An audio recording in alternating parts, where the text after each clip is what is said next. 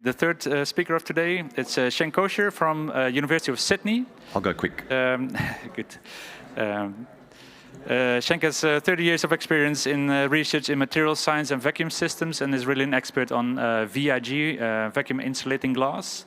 And today he presents about the energy embodiment and carbon footprint of the process of thermally toughening glass. Great. Cenk, it's yours. Yes, thank you. Thank you. Hello, everyone. Hard act to follow from the last one. You're not going to get a lot of pretty pictures this time, but OK. So a disclaimer or two before I get started. So this is the R&D session, and I am an expert more in the area of vacuum insulated glass. This area of LCA work is new to me, so I'm here to present not my first attempt, but a good attempt at doing an LCA on the tempering process. So not necessarily tempering glass, but the actual machine itself. So the disclaimer is that LCA techniques, most of us know about it. It's of interest to everybody. It's going to basically help us do our work, whether it's processing or services better. But it's an iterative process, and this is the first iteration for looking at a machine. Now, I'm very lucky. I have a relationship with Glaston, and therefore I was able to, through them, get very good data. But you can imagine that being commercial instruments and a company, the large amount of data that we should look at, and which is the core of doing an LCA, is not something I'm going to be able to go through in detail. So I'm going to show you a little bit, but in essence, we're going to have a look at a surface look at that, and then just move on to the final answer of the machine and discuss what that means. Okay? So first of all, what's a life cycle analysis? I think maybe a couple of years ago, even that question, I should have sort of discussed it in more detail, but I think most people here already understand what an LCA is. I mean, the life cycle analysis is, if I can put it simply, is a process of data mining. It's a process of accounting in this case. What we want to do is categorize the data so that we can look at the embodiment each of the components involved. In particular, in this case, it's an actual machine that we're looking at. It's constructed from materials that we can analyze and understand, and we know about the operational phase because of the energy used during the production of the glass, for example. The LCAs, though, they come in varied flavors, and there are levels of LCA that may be more applicable in this case, which use, for example, input-output tables. So they take care of the link between the downstream and upstream links between sectors, for example. So why this is the first iteration is that those other hybrid LCA methods should really be looked at, but that's something I haven't gotten to yet. So then what's the thermal tempering process? Okay, again, most of you know it. It's a complex machine when you consider it in terms of that machine itself that you might use. But in terms of the process, pretty simple. Glass goes in, it gets hot, cool it very quickly, and it becomes tempered. So the element of what we're looking at here is mainly about the raw components used to build the machine up, and actually the operational phase of the machine itself. So the operational phase, which makes the greatest impact, of course, is the heating and then the quenching. And what's the element of those is all the raw materials, the metals, the plastics, the ceramics that are used to basically build the furnace or build the systems that are used to cool the glass. So there's the not the classic, but one of the Glaston machines.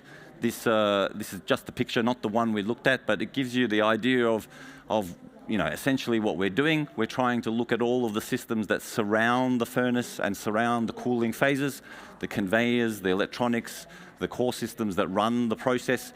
That's all of the rare earth metals in the electronics, all of the plastics. Also in the heating area, we're looking at the fiberglass, insulation, sheet metal in the cooling section, any of the equipment for the blowers, any of the systems to be able to handle the glass through both the heating and cooling stages. So again, it's complex in the sense that there's a lot of elements to it, but it's about accounting. So what we need to do good LCA is actually what I was able to get from Glaston itself, and that is having the accounting of the person or the company that built such a machine, having all of the detail of what it took to put all of the bits together. So in doing it though, we're not only going to, or I didn't only look at the raw materials, but also looked at the construction phase of the machine, and actually had a look at the transport. Once the equipment is made, of course it has to be delivered to a user or a client. Look at the operational period or operational phase, and then an attempt at looking at the end of life, which is, to be honest, for me, was the most difficult to decide what that really means. So, okay, this slide is where it should be more like 5 slides, but as I said in the beginning, it's very difficult to sort of show you all of the details without causing some problems. For this initial stage of talking about tempering machines, I'm going to waff over it pretty quickly, but I've tried to put some data here to give you an idea of really, even in this first stage, the complexity or the detail of data that we looked at, or I looked at. And that is, for example, in the furnace, there's all of the bits of the assembly, the insulation, there's the packaging.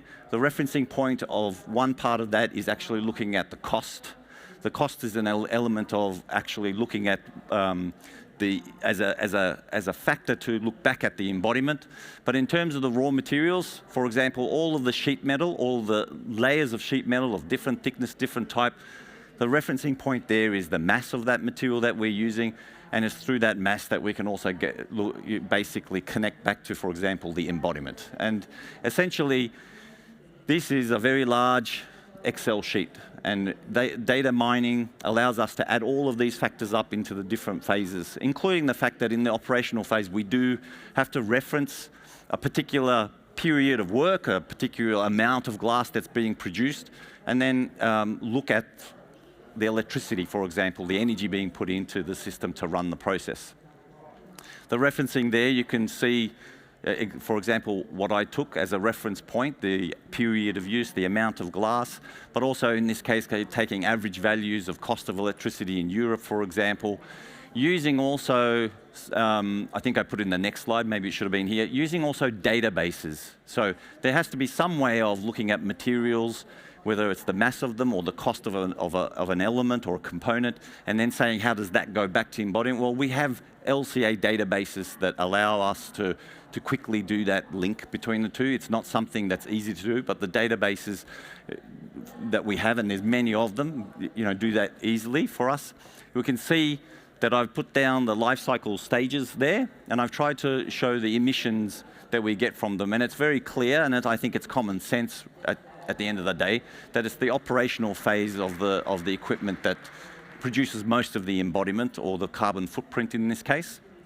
And I've tried to just take a reasonable number for what might be the embodiment or the carbon footprint of float glass, and looking at the amount of glass that's being produced.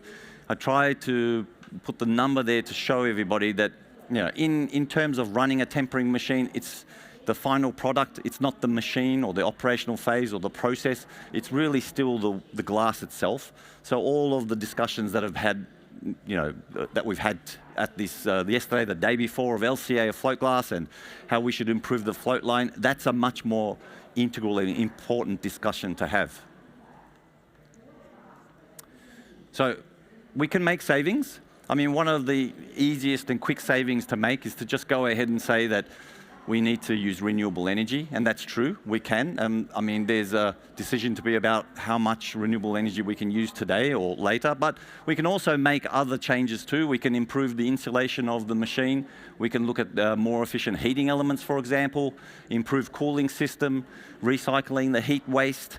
All of these factors, including renewables, can add up to some savings in the actual machine today, and those can be improved periodically as we get better at the components, better at in terms of the amount of renewables we do use.